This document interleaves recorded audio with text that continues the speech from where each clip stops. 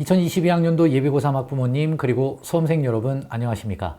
생각이 찬 국어는 수학원 원장 고병재입니다. 매년 재원생 모의고사 평균 2등급을 유지하며 수능에서 항상 놀라운 성과를 내왔는데요. 올해는 아직 수능이 끝나지는 않았지만 올해에도 그 성과는 남다르리라 자신합니다. 내년에도 그 역사와 기적을 함께 써내려갈 학생들을 맞이하기 위해 이 영상을 촬영한다고 생각하니까 벌써부터 설레고 큰 책임감이 앞섭니다. 우리는 작은 노력으로 큰 성과를 기대하지 않습니다. 하지만 같은 노력이라도 누굴 만나 어떻게 준비하느냐가 얼마나 큰 차이를 만들어내는지 잘 알기 때문에 고3이 되면 더욱더 신중해지고 고민스러워지는 것도 잘 압니다. 우리 아이가 현재 열심히 하는데 중하위권에 머물러 있다면 반드시 성적 향상을 이끌어내겠습니다. 우리 아이가 불안정하게 등급이 요동치는 상위권이라면 확실한 실력을 만들고 수능에서 최상위 만점에 도전할 수 있도록 만들겠습니다.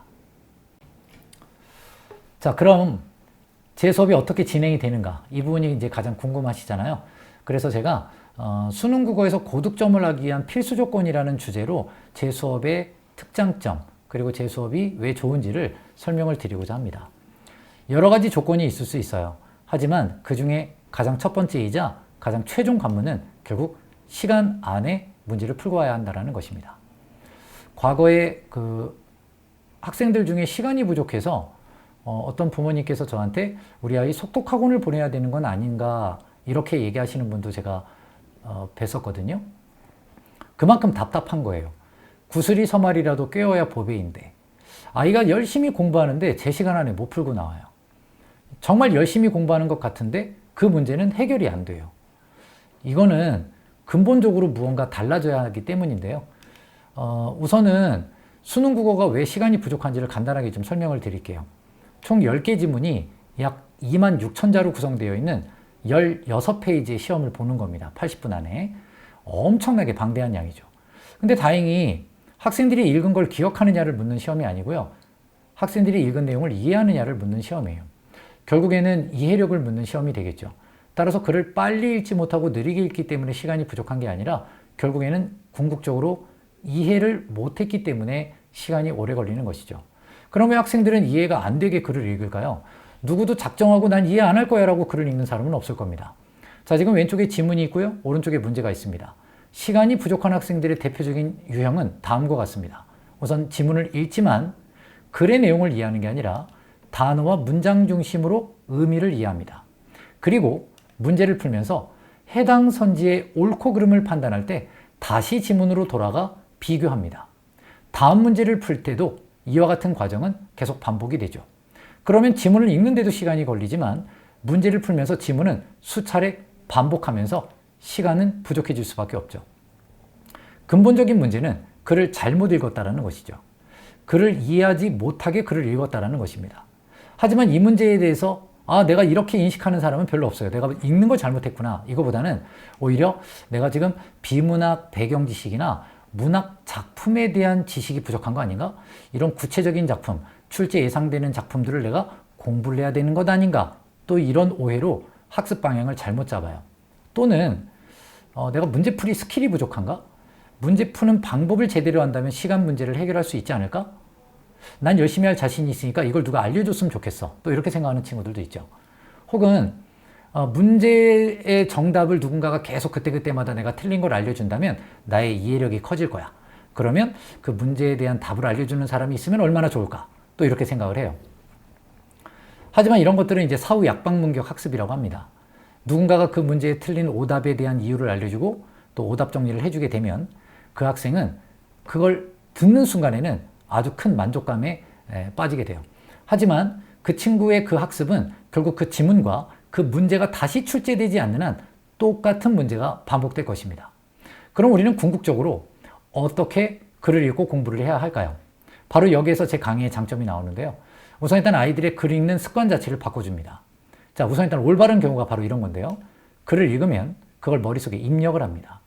아까는 지문과 문제를 매칭을 시켰죠. 하지만 제대로 공부를 잘하고 고득점하고 시간 안에 문제를 푸는 학생들, 또 그렇게 하기 위해선 지문의 내용이 머릿속에 입력이 되고 문제를 풀 땐 자연스럽게 출력이 되어야 돼요. 하지만 모든 내용을 다 출력할 수는 없죠. 그러니 문제를 풀다가 애매한 건 다시 지문으로 돌아갈 수 있으면 됩니다. 그럼 이 입력의 과정이 있느냐 없느냐가 결국에는 시간이 부족하냐 혹은 고득점을 하느냐 못하느냐의 차이라고 보시면 돼요. 우리 아이가 입력을 하고 있다고 하는 건 결국에는 90% 정도는 머릿속에 있어야 된다는 얘기인데요. 그럼 90%를 머릿속에 넣으려면 단어나 문장을 지문에 나와 있는 걸 고스란히 머릿속에다가 다시 타이핑해 나가는 과정이 아닙니다. 머리에 새기는 게 아니라 이해하는 것이죠. 글이 이해가 되는 것이 결국엔 머릿속에 90%가 담겨요. 우리가 한 편의 영화를 보고 그 영화의 내용을 전반적인 흐름과 내용과 주제를 이해하게 되면 그것이 머릿속에 고스란히 남지만 어떤 장면에 무엇이 있고 없는지를 묻는다면 그거는 좀 헷갈릴 수는 있겠죠. 수능은 그게 있다 없다를 묻는 시험이 아니라 그 내용을 기반으로 학생들이 그것을 정말 이해했는지를 확인 점검하는 문제들로 구성이 되어 있어요. 따라서 글을 제대로 이해하는 것이 결국에는 수능에서 제 시간 안에 고득점할 수 있는 가장 핵심이라는 걸 알아야 합니다. 그럼 글을 제대로 이해하는 게 정말 중요하겠죠. 하지만 제가 많은 학생들 중에 고등학교 1, 2학년 때도 상위권이라는 학생들 중에 본인이 갖고 있는 어떤 기본적인 피지컬을 통해, 즉 머리가 좋은 그 유전자를 통해 글을 읽고 여러 차례 반복해서 읽으면서 답을 찾아 나가면서 본인이 제대로 이해하고 있다라고 생각하는 경우들도 많이 봤고요. 아니면 이제 과학 지문을 읽으면서 본인이 과학 공부를 해서 알고 있던 이미 머릿속에 입력되어 있던 정보로 답을 찾은 걸 본인이 글을 이해하며 입력하는 능력이 있다고 착각하는 경우들도 꽤 많이 보았습니다. 우선 저는 두 가지를 아이들한테 가르칠 거예요. 첫 번째는 지문의 종류에 따라 알아야 될 개념을 이게 얼마나 중요한지를 설득하고 그걸 정확하게 알려줄 겁니다.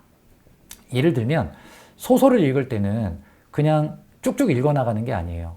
소설은 장면의 문학이고 갈등의 문학입니다.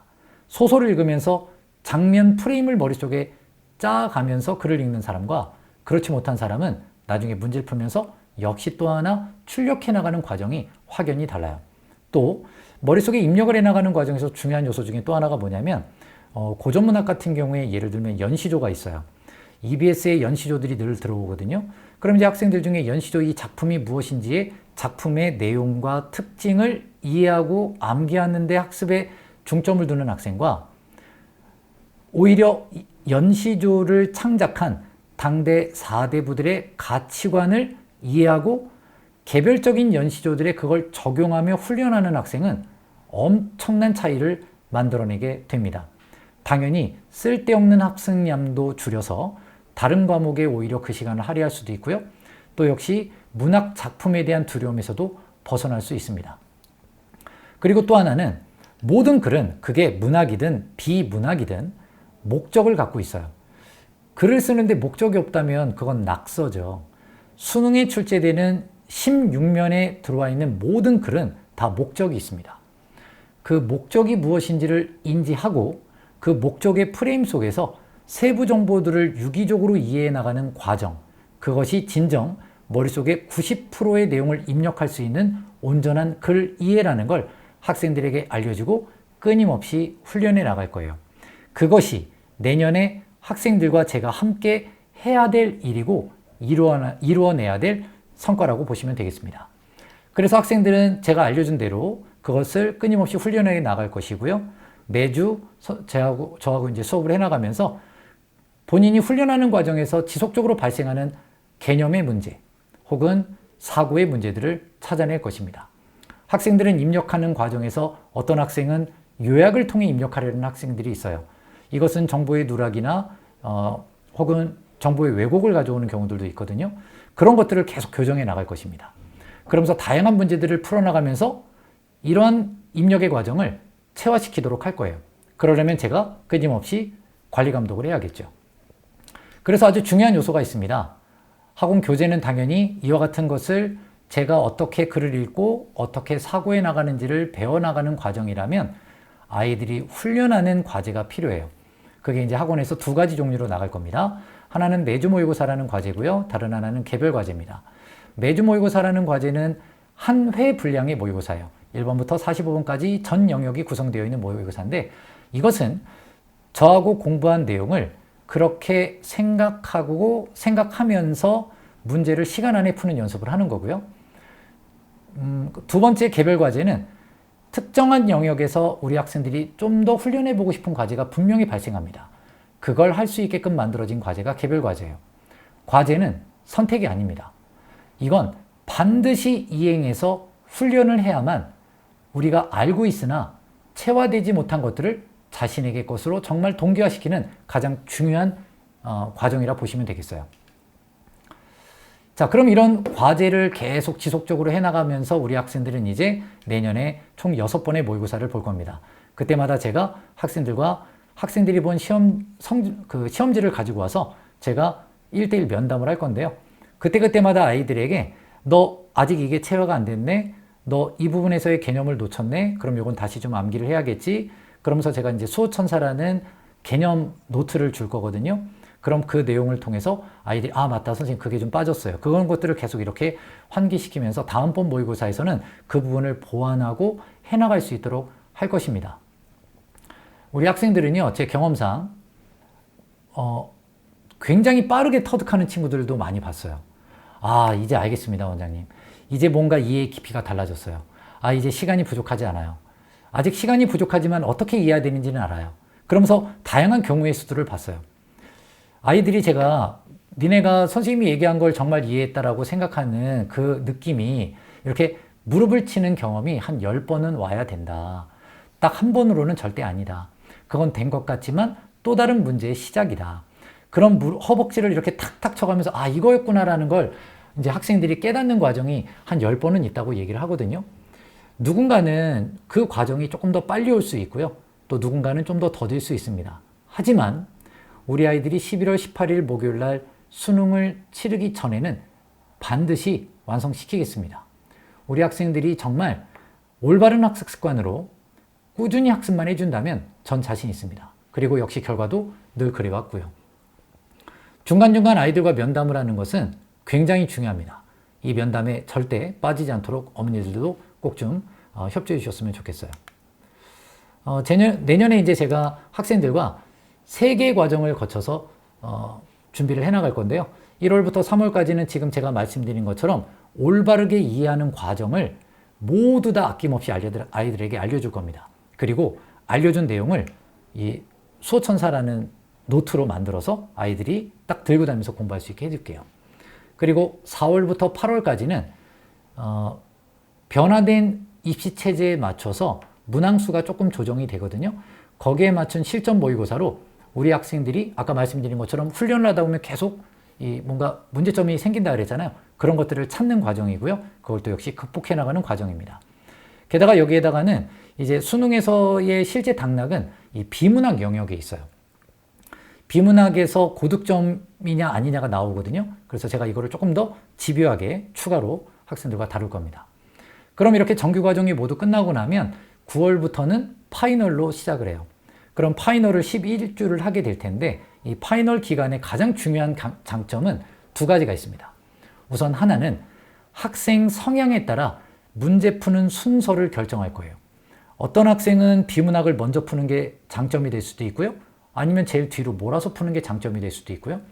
또 어떤 학생은 문학을 먼저 하고 문법은 뒤에 하거나 화작을 먼저 하고 문학은 뒤에 하거나 이럴 수도 있어요.